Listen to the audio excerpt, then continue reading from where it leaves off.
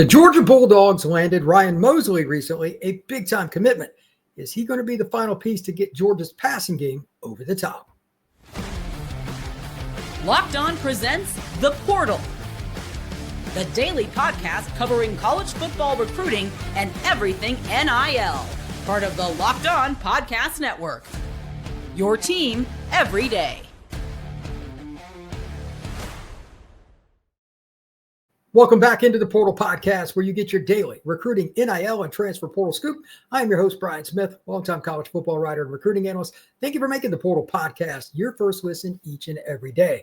I also know that this podcast is about to go crazy with a lot of commitments and whatnot, but the most recent that I find intriguing, and it's the only one, ironically, from the major P4 is Ryan Mosley, kid that I had a chance to see a few times last year. Just a great route runner. Big body, long frame, could play boundary, could play to the field. You could probably play Ryan Mosley in the slot. From Carrollton High School, he has been coached at an elite level, at the prep level, and I don't think it'll make a major difference when he walks into Georgia. He will not be intimidated. Mosley has the right kind of personality. He's low-key, does what he's supposed to. He's not a diva. He just grinds. When you have the traits that he does at 6'3", 200, 205 pounds, those are the kinds of things that will get you on the field quickly in Kirby Smart's offense. So let's go over a few things about Mosley. Let's talk a little bit about what the impact is, because Georgia's had some really wild recruiting situations at wide receiver a couple classes ago. They're making up for it, certainly at the 25 class and now the 26. Is Georgia going to get over the hump once the class that they're currently working on gets on campus? Are they going to be back in a normal, quote-unquote, stable wide receiver position for what it should be one of college football's most elite football programs? I think so, but let's break it down and you tell me. Comment down below based on what you know and what you hear. Ryan Mosley, again, 6'3", 200, 205 pounds, plays at Carrollton, one of the best programs in the South. They're always competitive within the Peach State, and I do believe that they're going to be good. Even though they lost Juju Lewis, they're always going to have players. This school is just one of those mainstays in the Georgia high school ranks, and that helps kids when they transition. So not only is Mosley a guy that has the ability to run routes really well for his age, really good off the line in particular, by the way, but he's a kid that's used to the competition, and he's used to having the target on the Carrollton back. Like, the entire program carries that. Wherever they go, somebody has circled them on the schedule. Do not discount that for a young man going from the prep to college level. It's important, because that normally is a massive step, but I don't think it will be for Mosley. As it relates to what's best for him and what's next, I think the biggest thing is just strength. He's a young man that has size to a certain degree, but he's still lanky. When I saw him last summer, he was probably 190, 195 pounds, somewhere in that range. He's up over 200 pounds now, but he looks like he could add plenty more weight. I'm guessing he could weigh 220 before he leaves Athens, Georgia. That's a good sign, because if he can carry that weight and keep the speed, keep the elusiveness, then maybe he can be your boundary receiver. It is becoming increasingly difficult to find boundaries. I don't know what the deal is with that. There are a lot of guys that are long, but the pure power to play that spot includes all of the following: the willingness and the physical capability to block on screens and running plays. You're the one receiver to that side most of the time. That short side of the field, if you're going to run outside zone, if you're going to run a screen, if quarterback scrambles, whatever it is, that receiver's got to be able to block well. Big guys can do that. I think Mosley will fit it. And I also think that will help him go against, as it's always important, the elite corners that you're going to see if you're going out there as the boundary receiver. Going to be going against a dude, especially in the Southeastern Conference. You need to be strong. So I think he'll need a year to adapt completely to play that spot. But eventually, because of it, I think he can play possibly all three. And when you can move somebody around from slot, flanker to boundary like Mosley, you can be a weapon. To start, I wonder if they will play him to the field, and eventually as he gains muscle, as he just learns the system at the University of Georgia, Ryan Mosley will be that guy that, where's Waldo? Are you going to line him up in the slot on this play? It's 3rd and 6. Are you going to line him to the boundary? If he reaches that level, he could be an all-SEC performer. Now, just as far as pure traits, the things that I noticed the most about him on film, there are a litany of them. But number one, again, it's just route running. Like, he's advanced. He's at Carrollton High School. I expect that. Number two, this is something that I did not expect because he's a long, spindly frame. He's not the super strong guy yet. He breaks a lot of tackles. That's effort. That's leverage. And again, that's strength. Like, it's a little better than what I thought. And he's running over some guys, spinning off of him, breaking tackles, corner and safety have him, and he'll get away. His film showed that multiple times. So that's a really good sign. And then length, like, he can reach up and make a catch other guys just aren't going to make. His arms are very long. He reminds you of like a 6'6" tight end in the way his arms are just long and gangly. He has the ability to get up there and make plays. Other guys are not going to. Then finally, he's a lot faster than what I remember him. Watching his junior film, I remember seeing him on the field at a 7-on-7 tournament last year. He was fast, but they didn't try to just kill everybody with deep routes with him.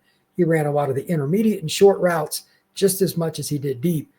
But man, there was some really good speed from him as well. That is a football player that in some way, shape, or form, I'll be surprised if Georgia doesn't use him next fall. I'm not saying he's going to come in and start for the Dogs. Don't get it wrong. But Ryan Mosley has the ability to come in and play. When we come back, I want to talk about how Georgia went from a really precarious situation at wide receiver to 25 class, combined with what they're building in the class of 26 to be possibly one of the nation's best overall wide receiver groups. That is next here on the Portal Podcast. The NBA playoffs are in full swing, and every night delivers highlight-worthy performances, major momentum shifts, and can't-miss moments. Whether it's a game-winning shot or a breakout player, there's never been a better time to get in on the action. FanDuel makes it easy to stay into the game before tip-off and live with player props, performance trends, and same-game parlays. Fans have many more ways than ever to play smart and to win big. You have an opportunity right now with the NBA playoffs. It's been pretty good, a lot of fun. Which player is going to be your guy for the over-under on number of threes, number of rebounds, possibly assists? The other night, Halliburton had, 32, 15, and 12 for the Pacers. Then you have other guys that step up, and then he went down. He had like 8. The next game, the Knicks really slowed him down. There's so many ways you can do this, and you could also do a same-game parlay with that. If you are new to FanDuel, this is the perfect time to sign up. Head over to FanDuel.com and get your opportunity to win $200 with just a $5 bet. When it wins, again, you get $200. Make every moment more with FanDuel, official sports betting partner of the NBA.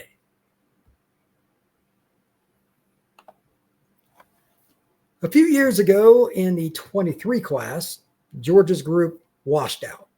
The 24 group, not necessarily where you need it to be either. Jacoby White's got a chance to be pretty good. He's a kid that probably going to be on the 2 deep. Maybe he ends up starting before this year's over. You never know. But in a 2-year window, it doesn't look like they did very well. So it was critical for Georgia to have a good 25 class. And they really rang the bell there. Taylor, kid out of Chicago, really good. C.J. Wiley, big-time player, played at Milton. Then Tyler Williams from Sumner High School. He ended up transferring to one of the other schools in that area, if I remember right, in Tampa. But they're all really good. Any one of those, for the majority of SEC schools, would be their best receiver in that class. You could argue any of Taylor, Wiley, or Williams for this past year. I'd have no problem with it. All of them have some height. All of them have some accolades. All of them have massive offer lists. We'll see which ones make it the furthest and the quickest. But they needed to restock at Georgia, and the Bulldogs absolutely did it. Really, really good group. That could end up being your trifecta. As good as Ryan Mosley is, he's going to have to fight through some of those guys, but that's what you want. If you're at Georgia, you got to expect that. So we'll see, but I don't know which one it will be. But all of those guys, based on just learning the playbook and everything else, if that goes well, Georgia could be playing at least one, if not two, of those freshmen pretty quick. And then this year, they're already off to a fast start.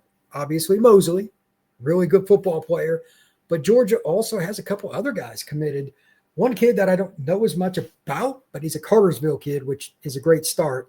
That program's had so many football players over the years. Brady Marchese, and then they also have a kid that I know very well, Vance Spafford. He is from Mission Viejo down in Southern California.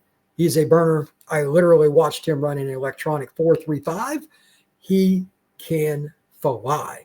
So when you have guys like that coming in, you've got some size, you've got some balance now because Spafford could probably play flanker for you, but as a slot, good luck. He's as good a slot receiver as there is in the country, and slot receivers like him just don't grow on trees because his effort doesn't stop either. I think he will come in and play right away.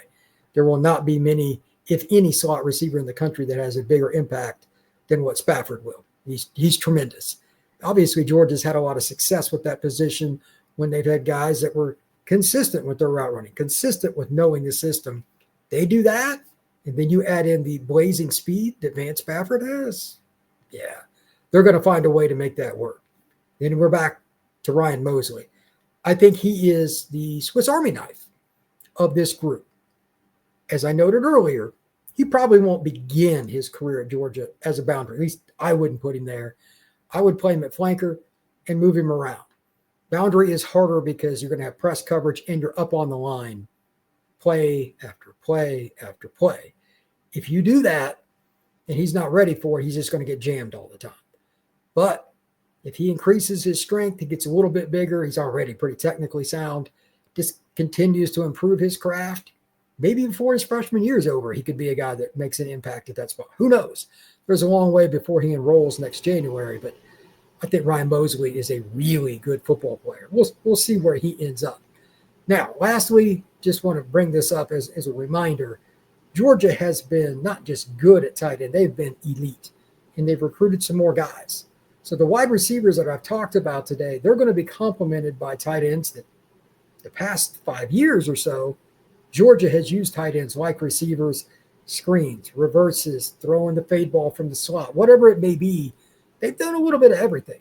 So some of these receivers may have pressure taken off of them, Ryan Mosley included. That makes it a lot easier for the Bulldogs to throw the football. I think their balance, their overall athleticism, the size they have coming in between receiver, tight end, and then on top of it, adding Spafford. I'm telling you, that kid is going to be special in a Georgia uniform. When you combine all of it, Georgia is going to go from a team that everybody was kind of picking on the wide receiver group in the playoffs and everything to a group that is going to be feared. And that'll help them from the perspective of the run game too.